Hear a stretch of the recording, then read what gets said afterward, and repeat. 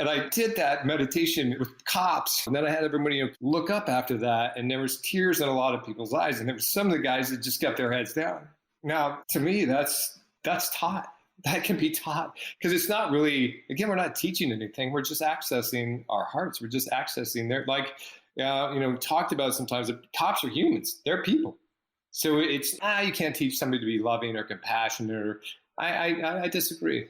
I say people are loving and compassionate. Let's just let it be okay. Let it be the norm instead of something weird.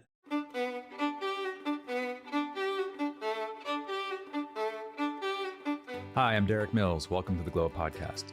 This is the third in our series of interviews with first responders who have discovered yoga and breathwork. Glow members from around the world who are either in the military, who are first responders, or in various other healthcare roles often write to us to share how Glow helps them support their resilience and cope with incredibly demanding work experiences. They put their lives at risk to serve others. So we wanted to create a series of interviews to learn more about these heroic people, their healing strategies, and their self-care non-negotiables. The series started when I interviewed my friend, the talented Robert Sturman, for our podcast. He is known for, among other accomplishments, his images of people serving in the military, first responders, and a variety of other amazing photographs of wonderful people that he's made all over the world. We wanted to explore the sense of compassion and interconnectedness that he visually represents in his photographs. In this episode, I'm in conversation with Erik Milosevich, a police officer that we met through Robert, and we'll include some links to Robert's photographs of Erik in the show notes. Erik is retired now from the police force, and he is a breathwork instructor. When he served in the military, he trained as a sniper. Later, he was accepted into a local police department as an officer out of more than 400 applicants. When he discovered yoga, he started to see policing more through a different lens. He realized that the community he served would benefit from having police officers who were compassionate. Fascinated with yoga and breathwork, Erik began teaching these skills to other police officers. He became deeply interested in the teachings of a breathing instructor named Wim Hof. His journey may inspire you to see the work of police officers and first responders differently. So I hope you enjoy my conversation with Erik Milosevich.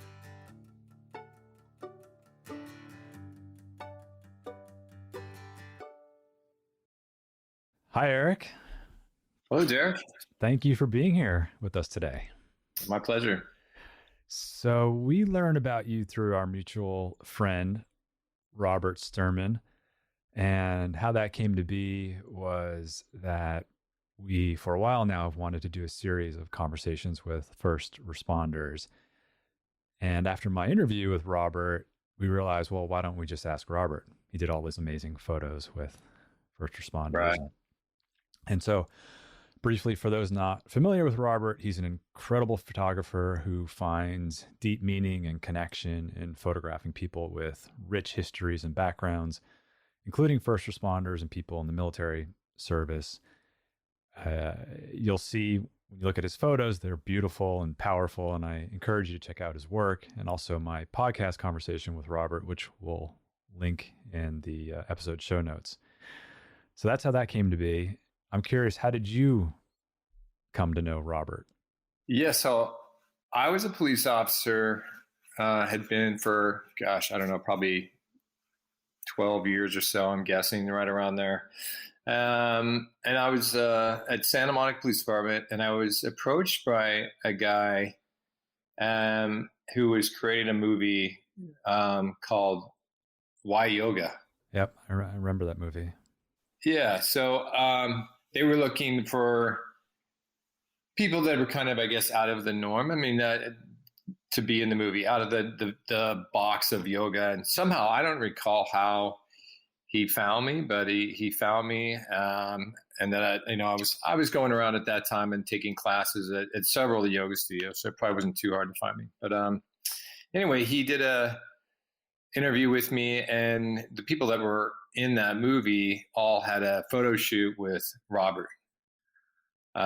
So I was lucky enough, really fortunate enough to have a photo shoot with Robert. And it's really pretty cool. I was in uniform, and this is when he was doing his old school work with the gosh, what are the Polaroids? And then as he would do the Polaroid, then he would smear them and make them look like paintings, which I know you're familiar with, but just if people haven't seen those, they're fascinating. So he did a series of me on the beach in uniform with that. And so I still have those, and I have some of they're like some big ones, but I don't know. I feel silly putting them up, but I they're like in a closet. And I really, because they're of me, I think they're silly, but because of Robert's work, I privately look at them and think about really that precious time when I met him. And now, yeah, we have a long-standing relationship. Yeah, that's interesting. I'd probably do the same because I would hold them dearly. I'd keep them, but I don't know if I'd want photos of myself like that. Right. I mean, I do have photos of, say, me and my wife getting married, but it's beautiful. Yeah. Hanging, but yeah, I can see that. Let's go back in time a bit. Okay. I heard you say on another interview that some of this can be traced back to childhood, like martial arts, your introduction to martial arts, becoming a black belt. I think you said by the age of 13, and your mom referring to you as a protector. Can you share a bit about that time with us? Yeah. Wow. Yeah. You've clearly done your homework. Yeah, that's a pivotal time. And I kind of reflected back on that when I was doing a life review in Landmark Forum, without going down that. But anyway, I was older, and I looked at my life and was kind of looking at, how did I become a police officer? Like, how did this happen? It was never, like some kids like have this dream, or even, as adults, I've talked to these young men that I want to be a police officer, and they really are driven. And I didn't really have that. And then suddenly, there I was with my gun and my badge and looking at like, how did this happen? So in reflecting on that, I saw that when my parents, and look, there was no violence really, but just verbal. They were fighting a lot of times verbally. And I think my mom like threw a cowboy boot at it one time, but I would get in between them. And yeah, my mom was like, oh, my little protector. She's my little protector. And, and then I got into martial arts at 7, and I was on that path of this protector path, and really not consciously aware of that. But I really liked actually acting and performing, and that was like my passion was that. However, my path, which could be looked at now, I look at it, was my dharma, is to protect. Mm-hmm. Yeah, so that led, I'm like doing martial arts, and then what do you do? I'm like, 18, I'd done like, punching, kicking, some nunchucks, and a few different weapons, and then I actually did want to try to go into acting. I went to this passion, but then when that wasn't working out in Hollywood, I was like, okay, I'm going to fall back on what I do. I'm going into the Army. I can kind of not even realizing I'm going back to my path of this protector. And the next thing I know, I've got an M60 machine gun in my hands. I was 21, but it's still young. And I remember like, wow. And the M60, they've changed them now, but it was like the old Rambo, like that's an M60 with the belts of like, and it wasn't that long after Rambo. I'm like, holy smokes, I'm Rambo. This M60. It was crazy. And then I became a sniper in the military and just kind of followed that warrior path, that protector path. And how many years were you in the military until you transitioned? I was in for 4 years, active duty, and then 4 years afterwards. And so I was at Fort Bragg, North Carolina, and that's where I became a sniper in a recon platoon. And very fortunate, never went to combat. I got all the high-speed training, but really blessed in the sense that I didn't go. It is weird. I do have to say, on the flip side of that, it's a very strange thing, because just imagine whatever you trained in, whatever it might be, like a football player, and you've trained and trained and trained, and then you never have a game. Mm-hmm. It's even though it's just a crazy game, this is the game of life and death. There's still, and I've talked to a lot of other soldiers and that have kind of that same kind of thing, So it's even weird when people ask me, did you go to combat? Have you ever killed anyone? And I'm like, no, which I'm happy about. But there's this weird part of me that's, look, I'm almost embarrassed to say, but there's a part of me like, yeah, I was there. It was ugly. And I'd crawl through the sludge or whatever. And I had to kill 1,000 people or some horrible thing. I don't want to talk about it. But the reality is, I think if that happened to me, I'm kind of a softie. I got a big heart. I don't know. I might be in a padded cell right now. But I really have so much compassion for those soldiers that did go and they're struggling, PTSD and, suicide is the number one killer of soldiers in the military. You think of all the soldiers that have been killed in Afghanistan, Iraq, and all these places, and to know that there's more soldiers that have taken their own life just, breaks my heart. So there's some of the training, some of the things that I do that I, putting out there to military and to law enforcement as well. That is heartbreaking. I really appreciate your framing of your specific experiences. You're in a really helpful position today to be of support to your colleagues. How did you make the transition from military to police? Yeah, so when I got out of the military, after 4 years of being in the military, I actually wanted to go back to acting. I was like, okay, I'm going to go, but now I'm going to do it. Now I have this experience from the military. I'm going to bring that with me, and I'm going to go. And at the time, I was dating this girl who was a Taekwondo Olympiad, and we were going to open up a school together, a martial arts school, but we both wanted to get into acting. It was like, okay, we can have this school to kind of support us, and we're going to become, movie stars or whatever, pursue that. Right. So, I loved acting. And I still do. I just love being able to step into a character and be something else, and it's really awesome to be able to do that. So anyway, I wanted to do that, and the girl and I didn't work out. And maybe 2 weeks into the relationship with her after getting in the military, I was doing shots of tequila, and I don't drink. So this was bad. And I ended up on my parents' couch, curled up in a ball, and that happened. And then after probably a month or so of that, my mom's like, okay, it's time. You got to get off get off the couch and do something with your life. So I thought, well, I'm just going to do it. I'm going to follow the dream on my own, and I guess, so I went up to LA. I found a place in San Pedro, and this gym, San Pedro gym, and it was this John Birch owned it, and he was an old wrestler and from the old days, like one of the first, WWF. I don't think it was that when he did it, but anyway, he owned this gym. He's a big burly guy, and they had a racquetball court that they weren't using, and it was an old building anyway. So he said, hey, yeah, you can teach martial arts in here. So I met up with him, and then I was looking around. We were looking at the place, and upstairs above the racquetball court was a bathroom and a closet. And I looked in the closet, and I was like, hey, can I live in here? And he was looking at me kind of strange, and was like, "You sure? If you want, go ahead." So I converted this closet, and and after being in the infantry, right out of the military, there was nothing. I didn't have a bed. I put a pad. I got like a mat, slept on a mat, had a microwave in there, a hot plate, and one of those little refrigerators, and that's what I did for a year. So I was doing that, and I actually had kids. I had students, but most of them were coming from the projects and couldn't pay me, but I was letting them come anyway. And it was an interesting time. And then they found out that I was living there. So then some of the kids were just there all the time. I don't know what they did with their parents, but kids would come in the morning, and I was just, it was filling up my old Mustang with a bunch of kids, taking them to the beach. And it was interesting. They lived in San Pedro, lived there, but some of them never gone to the beach, and just hang out with these kids. So it was okay, but I wasn't making any money. And I thought about, wow, maybe I could be a police officer. And my dad had played golf with a lieutenant at Hawthorne Police Department.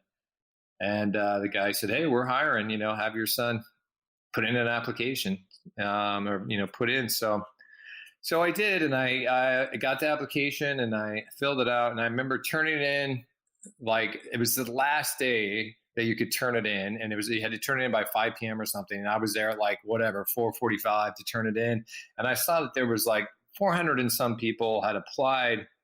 So when I turned it in, I said, "Wow, this is all the people that applied." She said, "Yeah."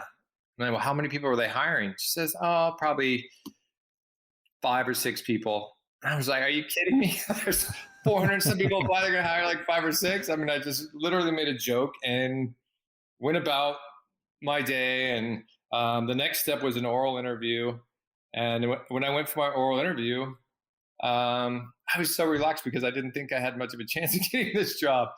And so I'm talking, there was like 4 people in the panel, 3 or 4 people, and one from the city, and one of them that really stuck out was Jim Royer was his name. He was at the time was on the SWAT team. I didn't know this until I found this out later, but he was a sniper on the SWAT team for Hawthorne PD. Somebody's like, "Oh, tell us about yourself." "Well, I just got out of the Army. I was a sniper." And like he said, as soon as you said that, later he told me, as soon as you said that, I didn't care anything else about I didn't hear anything else what you said. I was into him and he wanted me in. So it's weird how sometimes fate, can kind of step in. You never know. And to push you in a way that maybe you want to go. Like I wanted to be an actor, and I just kept getting no's to that. The universe was like, no. And then I go to this police thing. I'm kind of, not thinking, and then boom, I'm just in. So yeah. So next thing I know, I'm working for Hawthorne PD. I went to the police academy. And I was reflecting and thinking about before and coming on here, and I've already touched on it a little bit, but when I went to the academy and they pinned the badge on me, my dad actually came up, pinned the badge on me, and I looked down at my gun and this badge, and I was like, it was also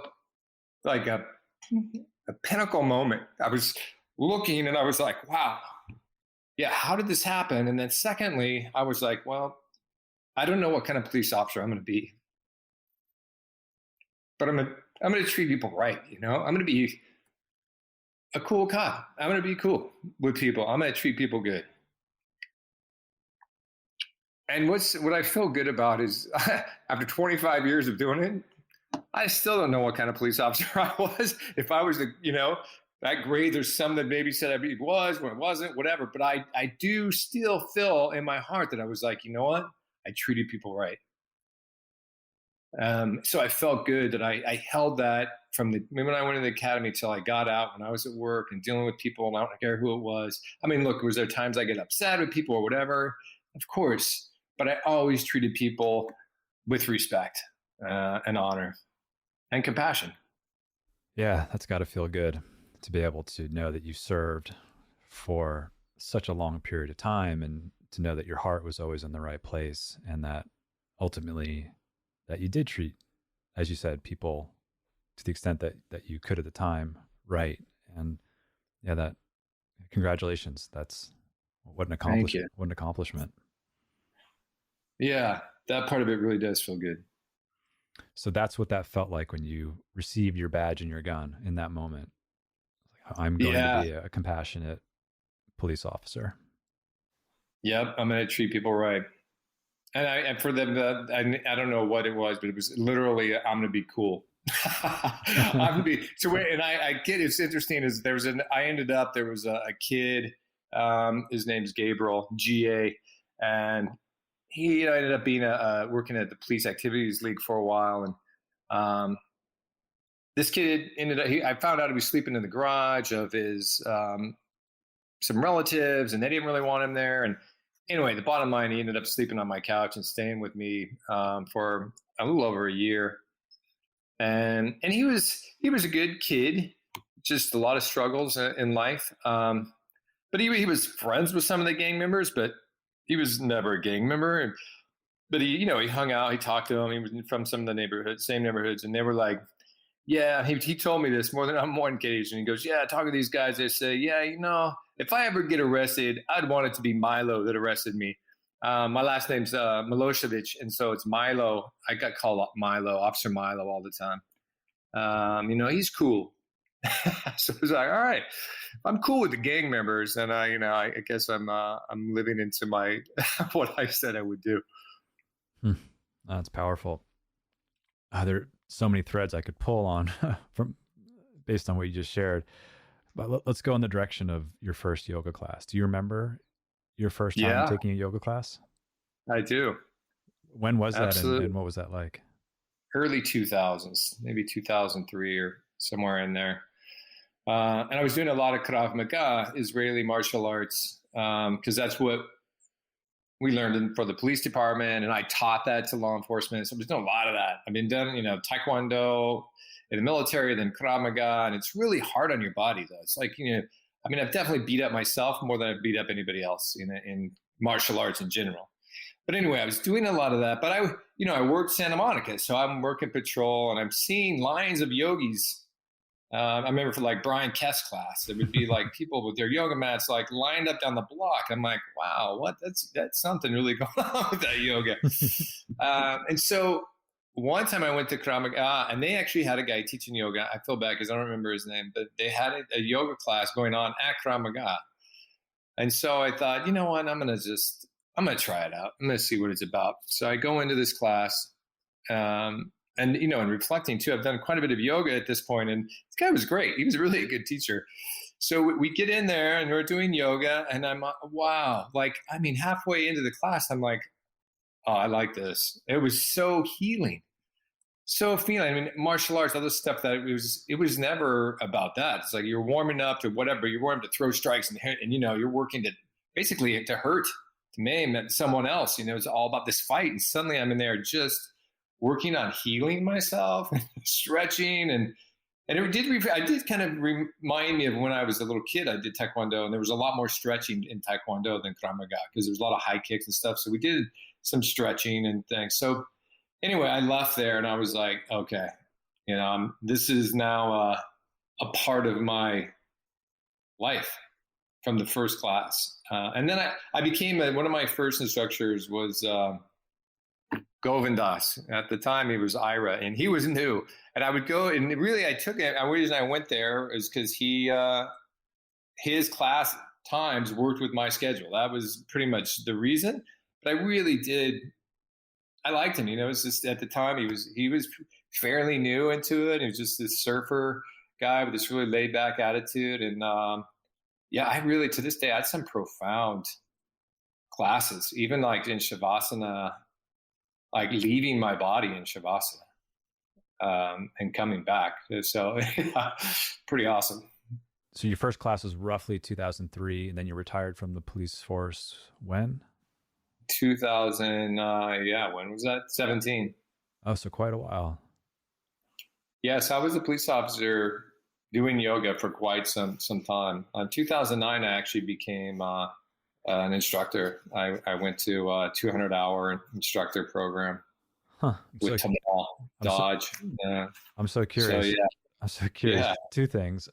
How did your colleagues interpret that? And secondly, did how you operated as a policeman change in any way? So my colleagues, it was interesting. The thing is that I taught Krav Maga. So I always teaching them how, at the time from Taekwondo and different things, look, I'm not the most badass guy. I'm not going to sit here and tell you that, but I did martial arts my whole life. I did Taekwondo, since I was 7. So when I was teaching, we were kicking pads or whatever, I rocked the pad hard. I punched hard. I was a warrior. So I'm teaching them that. So I think that gave me a little credibility in regards to, oh yeah, I'm doing this, I'm breathing, I'm stretching, I'm doing, yoga, but don't get it twisted. I'm the guy that teaches you how to, kick. So it was kind of like, they were cautious to say much. And in regards to, did it change my, I'm sure it did. I think, it's hard to tell, who knows if I wouldn't have, but it definitely helped me like this internally when I was, I was just thinking the other day, I'm writing a book now too, but I won't get too far into that, but I was looking at something when I first started doing some breathing that I took from yoga and found myself in a situation in law enforcement. It was like, oh, I'm going to practice that breath. And it was really, square breathing, And I was actually in one of Govind Das's classes when he was doing it. And I recall being there on the mat and holding a pose for a long time. And with my like ADD, I'm okay. If we're flowing, I'm good. But you get me to have to hold a pose for a long time. And that monkey mind that we know of starts racing. Mm-hmm. And, I don't know what rated this program is, but I was dropping some F-bombs internally, Yeah. Can we just go to the next effing pose and run? Like there's all this stuff. My mind was just running crazy. And then I remember Govindas is like, just go to your breathing. Just, inhale for 4, hold. And he started doing like this square breathing thing with us. And I fell into it and I was like, wow. All of a sudden I could tell my mind, the monkey mind slowed down. My heart rate slowed down. I just was deep into the pose. I just kept focusing on the breath, my ujjayi breathing in and out and holding. And I was like, this is freaking incredible. So I did that on the mat. And then fast forward, and I don't remember exactly, maybe a week, maybe a month later, I'm at SWAT training and I'm standing there ready to hit the metal target. It's a lot of peer pressure and they're going down the line. And my mind starts racing again, and internally now is don't mess up, don't miss these targets, don't look stupid, don't, you better hit, you better do well, like all this stuff. I'm like, oh, shut up. So then I was like, oh, that breath. So I just inhale for 4, hold, exhale. And I just started focusing on my breath. And I probably got 10 rounds in before they tapped me on the shoulder and just boom. And I came up and ding, ding, ding. And I shot really well. And that was like a real aha moment of like, oh, some of this breathing stuff really can help in other situations. And I worked narcotics as well, undercover narcotics. And there's time I would get really stressed and I would be like, okay, man, go to this breathing, go to my breath. So yes, the answer at first was like, I don't know. And now I'm reflecting on it. Yes, it changed. It changed me. It mellowed me out. It gave me access to relax, to be able to calm myself down in stressful moments. And there's a lot of them in law enforcement, as you could imagine. Did you find that your self-awareness practices helped with directing or redirecting the energy of your emotions, and also in the moment of an intense situation helped you navigate that better? Right. Stories I don't want to tell. No, I guess as you're saying that, there's different things that are actually, maybe that. I mean, the SWAT training for one, some of the narcotic stuff. 2, dealing with people on the streets. There's certain situations that I struggled with, and that the breath definitely helped me to keep myself in control. I mean, law enforcement is supposed to go out there and control situations. But first of all, we're going to be in control of ourselves. And I've seen officers show up, they're not in control of themselves, and now they're trying to control the situation. That's a recipe for bad stuff's going to happen, unfortunately. So then when you came out of law enforcement, you created a program that was designed to teach mindful breathing to law enforcement officers. Is that right? Correct. Yeah, I created a program called Mindful Breathing and the Art of Keeping the Peace. And really that came about because as I was getting out of the military, when I was getting out of the police department, I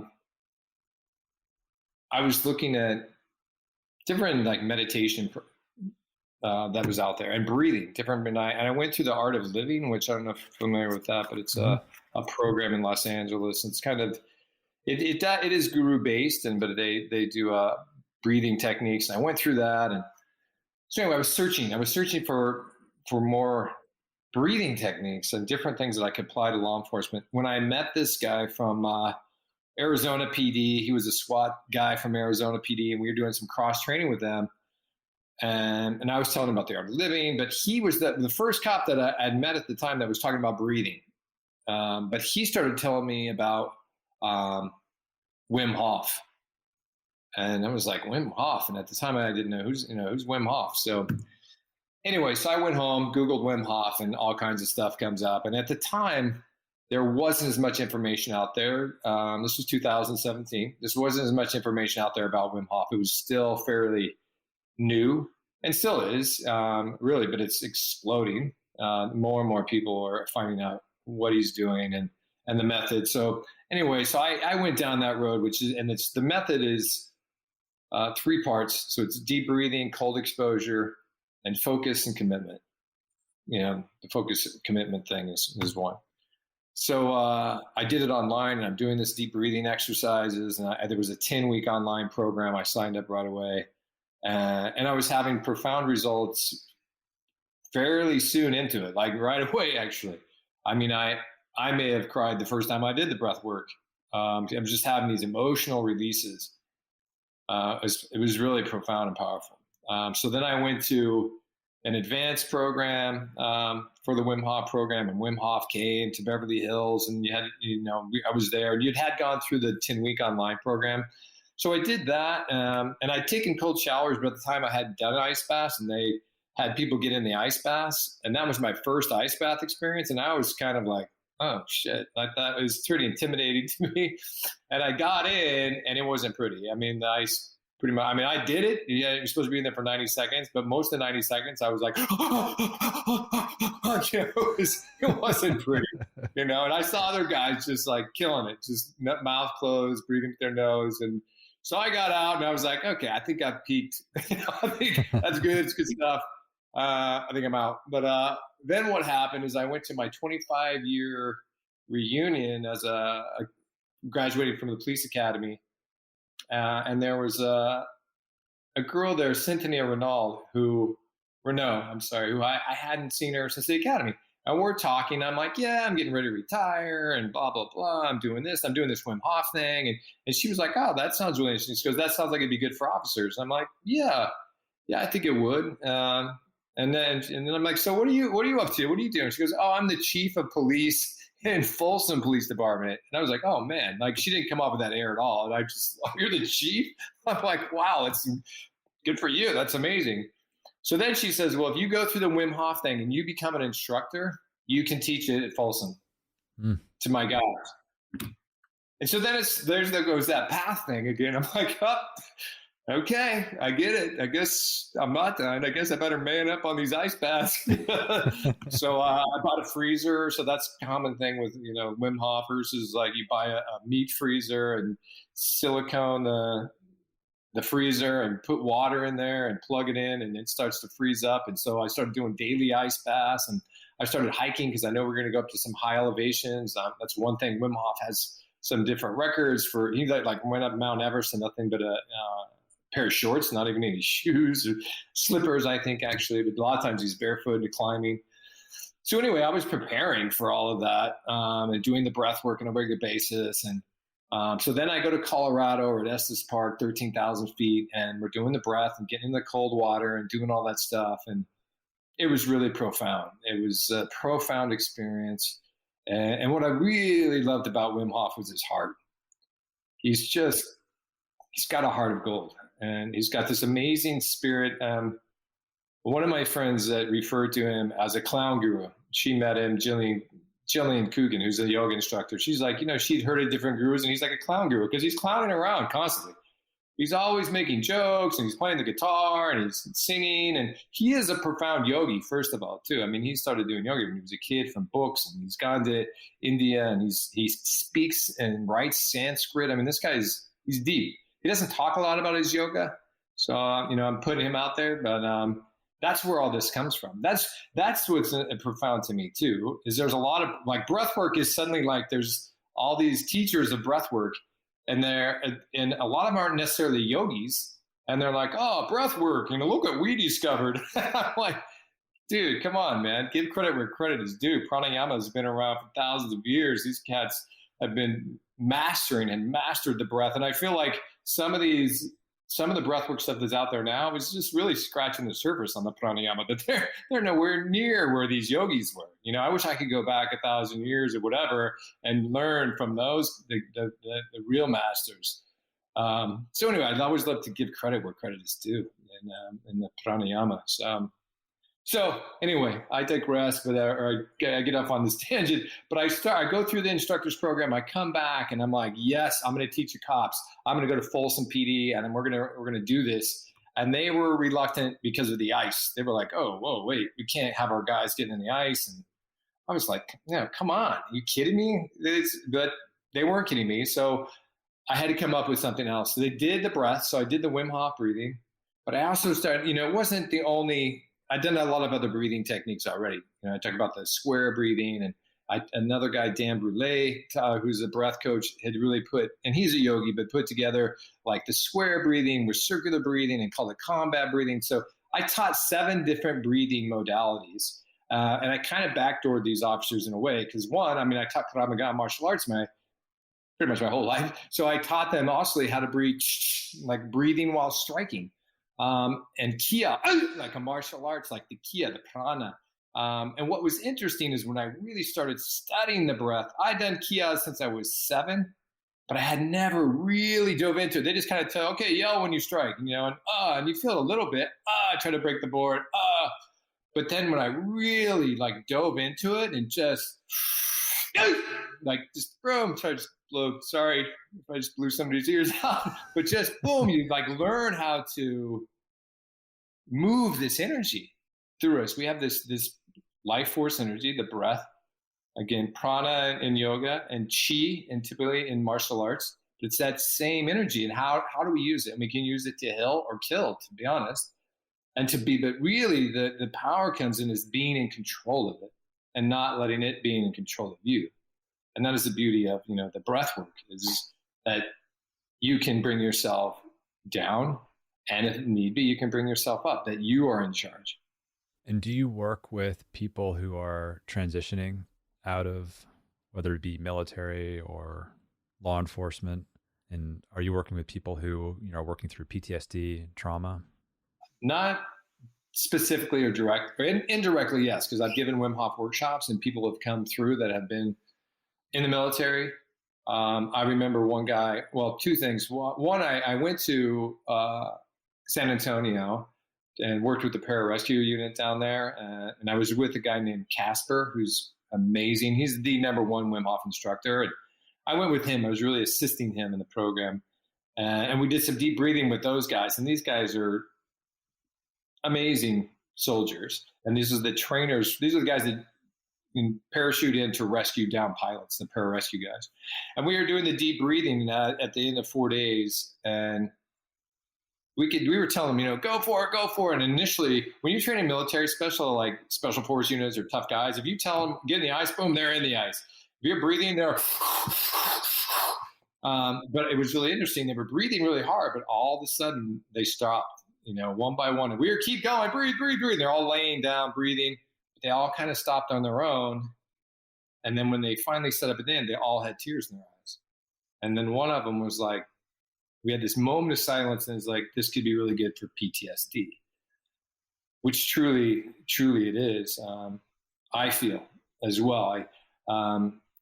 So I would love to see a shift in law enforcement and military to where, look, there's different ways to breathe. When you're in combat and you're breathing in and out through your nose and you're searching a room and you got to stay focused and you see some horrendous stuff, it's obviously not the time to break down. You got to man up. You got to continue on and drive on, right, to get to the end.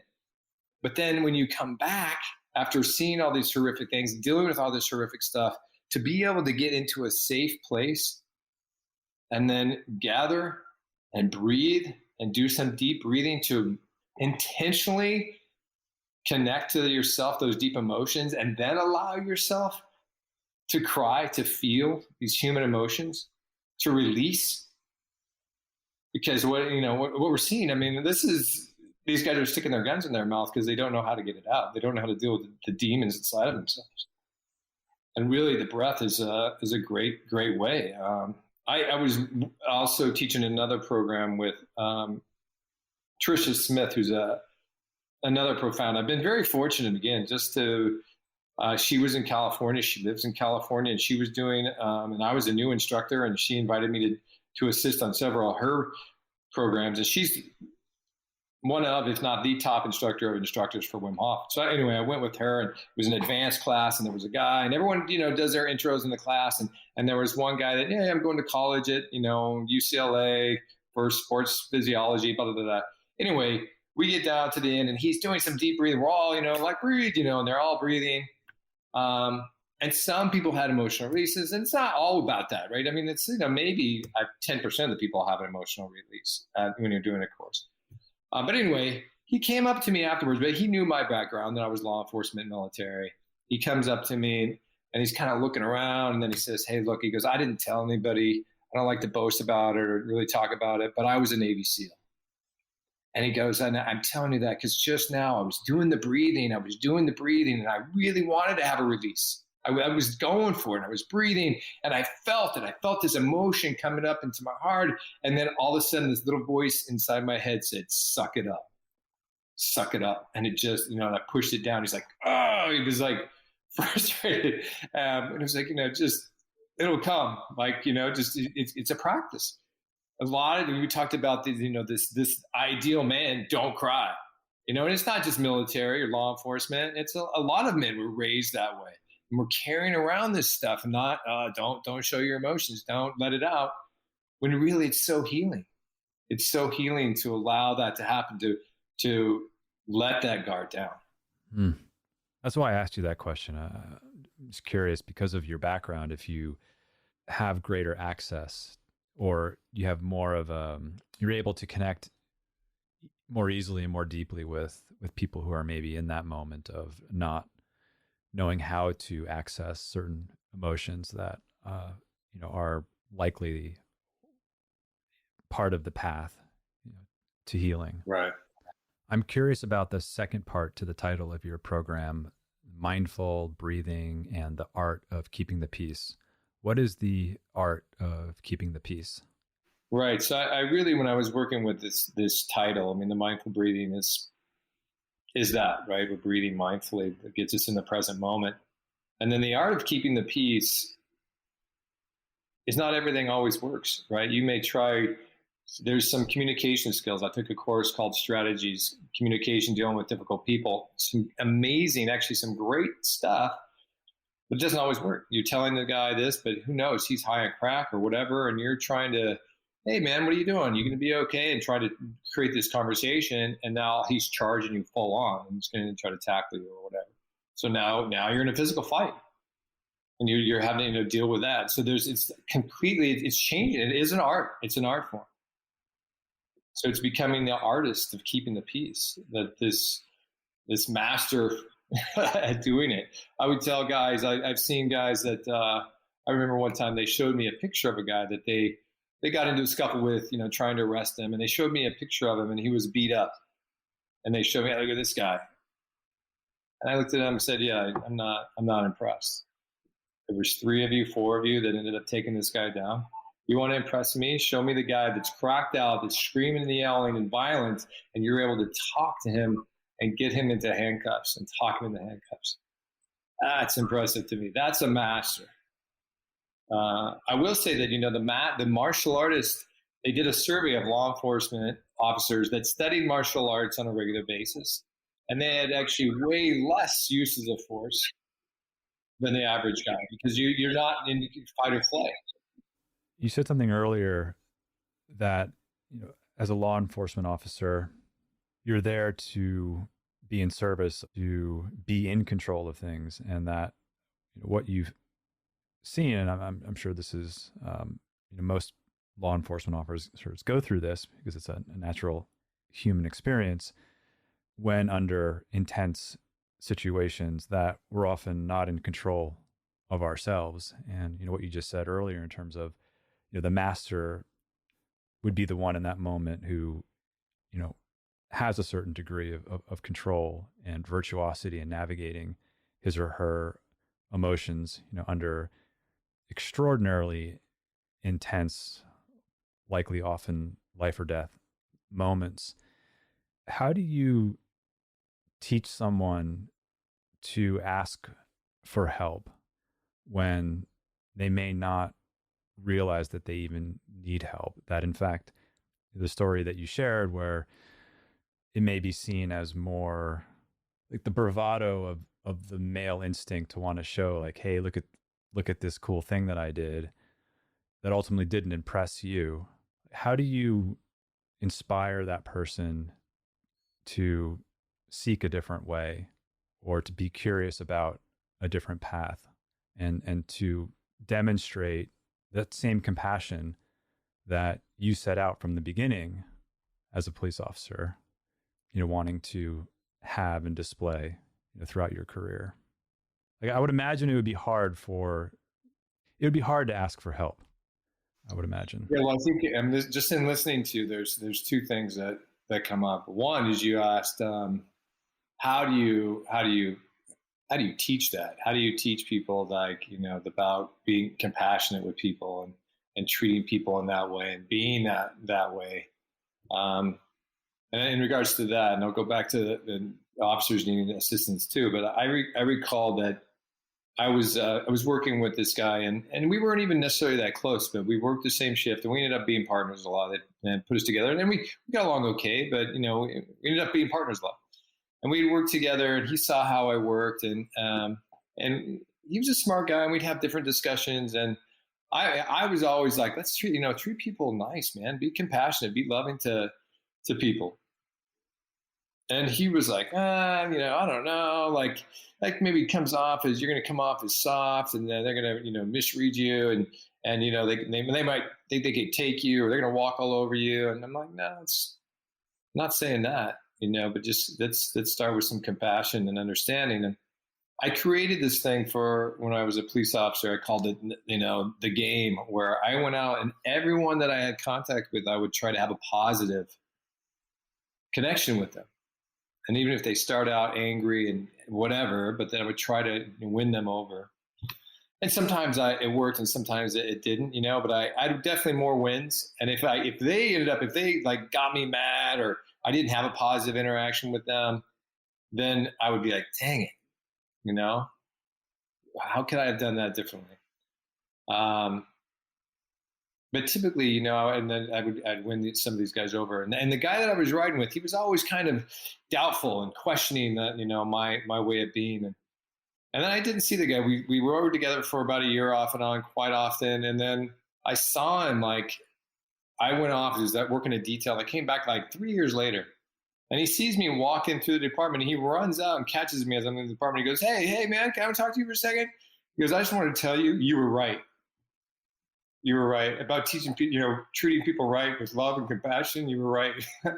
So I think that, one way is showing it, leading by example is so key, and being compassionate with people, and then seeing how it overcomes, and just continue to, plant these seeds. And I do think that we can teach compassion. It can be. We're all human beings. It's just we're told that's weak. We talked about this ideal man, and typically the ideal man, compassion and loving, I don't know, that's really going to fit in the box. Where there's this tough archetype of a warrior, compassionate warrior. I mean, there's now, I think we're seeing that shift of this peaceful warrior, the compassionate warrior.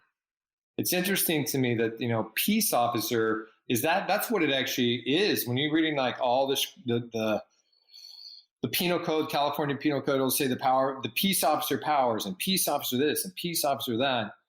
But then we come out with the police. And I really think it'd be great if on the back of our jackets it said peace officers, and on the car it said peace officers. That it just gives that just the words are important and what that resonates. And that we're here to serve in peace. And then peace officer, then compassion, understanding, love. I mean, what's really interesting is the word love to me. It's one of the most, if not the most powerful word in the English language. Yet when I taught my police program and I created mindful breathing and the art of keeping the peace, I'd never heard any discussion about love in law enforcement. And I put it out there, and we're going to talk about love. We're going to talk about, and I wore a shirt that said, "My religion is love," it was Amma, a quote from Amma. And I did stuff like that all the time. I would just put it out there, breathe love. I had a shirt that said, breathe love, and I wore that. And to really teach it, and I would share it briefly because I think it was so impactful. And some of the, I had this outline of my class, and I would teach it. But just like, I feel like, any teacher that's worth anything, when they're teaching, if all of a sudden there'll be this moment, and there's something you didn't think you were going to teach, and then suddenly you're teaching it.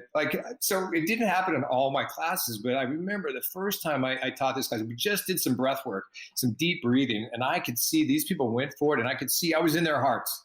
And we all sat down, it was really quiet. And then I did a loving meditation that I had learned. And I just had them close their eyes and say, okay, I want you to think about people in your life that are close to you, that you love. People that just are right there. It can be your wife, your kids, your mom, your dad. People that are just, it's easy to love. It just goes. And then you could bring the love to yourself. And then the practice was then to continue to build that bubble, that circle of love. And, think of your friends, some coworkers, and continue to grow that. And how far you can get. And then I know a lot of times I would bring up, and what about maybe there's a relative or somebody in your family you're not really getting along with, but you're fighting, but right now in this moment, can you give them love? And then what about the homeless guy that's lying there in his own piss and feces and passed out in the gutter? Can you send them some love? And without any judgment, just continue to grow that, just to see how far you can put that out there. And I did that meditation with cops. And then I come back to yourself, and I love yourself. And then I had everybody look up after that, and there was tears in a lot of people's eyes. And there was some of the guys that just got their heads down. Now, to me, that's taught. That can be taught, because it's not really, again, we're not teaching anything. We're just accessing our hearts. We're just accessing their, talked about sometimes that cops are humans. They're people. So it's some, you can't teach somebody to be loving or compassionate, or I disagree. I say people are loving and compassionate. Let's just, let's let it be okay. Let it be the norm instead of something weird. That's so beautiful. I mean, you're a role model. You are a teacher, and you're helping shift, as you said, that archetypal ideal man to an expanded definition of what that means, to also include compassion, empathy, love. And it's powerful coming from someone like you with the experiences that you've had. I want to say too, in fairness, that, ever since I was a little kid, I was talking to a buddy of mine today, I've had this anger side. Yin yang is really it really means a lot to me, the symbol, and really getting into that symbol. But I guess there's all sides of this, right? There's this anger part of me that I can get really angry and get triggered. And I still have to work on that. And it was interesting, because I was like, wow, why was it? And I truly feel like when I was in uniform as a police officer and dealing with the public, rarely did I get angry. I mean, even stuff I got spit on in the face, didn't get angry. I've dealt with all kinds of stuff, and just really be able to keep my cool when I was in uniform. But then there's times that maybe, I get home and now I'm getting angry and upset, and having to learn and deal with my own stuff. So that the breathing techniques have helped me a lot to do that, and that I guess the thing is, as I just look, we all have our imperfections, and we're all, I don't want to sit up here on my horse and, just be like me. And I'm like, well, maybe not, maybe in this way, but I'm I'm still working myself. And the reason I've taken yoga, the reason I've taken all these breath work, the reason I'm doing all these different practices is because, homie needs it. I needed these practices to soothe myself, to control myself, and to learn is from my own path. And then I'm like, oh, okay, well, this is working for me. Maybe it'll work with others, so now I want to share what's been working for me. Thank you. We're all works in progress. I really appreciate you sharing so vulnerably, and I feel you. So you're writing a book. That's right. One, is there anything about the book that you'd like to share? And two, is there anything that you're just itching to express that maybe the world doesn't yet know about you? Okay, yeah, great. So the book is called Peace Officer, is going to be the title of it. We touched a little bit on that before. So that's really what I stepped into. And really what it is, it's about my life lessons that I've had through my life, from different spirituality things, from my martial arts. So I'm going to tell stories, police stories, and different things that occurred. And then what were the lessons from that? And so really sharing. So hopefully there's at the end, the last chapter is going to be just clearly the lessons that I've learned in life. And several of them still learning, in progress. So that's it. And just, I've wanted to write this book for a while. And now that I'm really in the process, I'm diving into it. It's really profound. It's also profound healing for me to go back and to look at these different lessons and learn about these things. And just one thing that came up is I was writing about martial arts when I was a kid, and I was looking at the tenets of Taekwondo, and one of them, there was courtesy and things like, and actually compassion. And then one of them was the indomitable spirit. And I was like, wow, I remember that now, but I had forgotten about that. Like there's this spirit of us that is, there's nothing that can take it down. There's a part of you that is indomitable, that is just will always prevail. And I was like, wow, that was such an amazing thing to take on as a child, and now to bring that back. So anyway, it's like a reflection in these lessons of my life. And I thought, thank you for allowing me to share, because part of it too is I feel like if I speak it, that I'm going to continue. But I'm really on this path right now, and kind of drawing back, not teach as many workshops, and to take the time to write this. And having said that, if there's anyone out there that wants to connect with me in regards to any training, I am open to that. I am a teacher. Part of my meditation when I was in law enforcement, and still to this day, is I meditate and pray and say, God, I'm your servant. So yeah, that's it.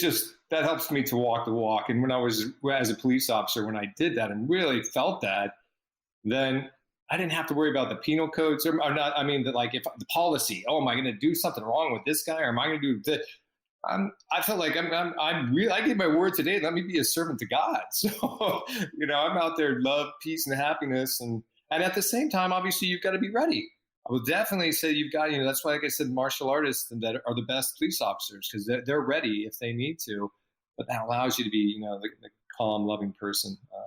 And lastly, I guess the only thing that I'd like to say is I would like to go into prisons and teach yoga. I went through James Fox, the prison yoga project, and that's something that I don't know when, but I'm putting that out there too, that I'd like to do that in my future.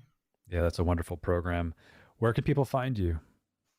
So one is on, it's funny, my daughter's calling right now, which is really funny, because that one is on Instagram, and it's Erock the World, which I kind of laugh at, because I made up that name when I was with my daughter, and it's EROK, D as in dog, A, duh, and then world. I got, was a teenager, and she got Instagram. I didn't know what it was, but I'm going to go on there and spy on you. And I made up this funny name. And anyway, but now I'm also trying to live into it, traveling and rocking the world. So that's one way. And even, and people wanted to email me at Erik, ERIK.Milosevich@gmail.com. That's cool too. I do have a website that's called awokenwarriors.com.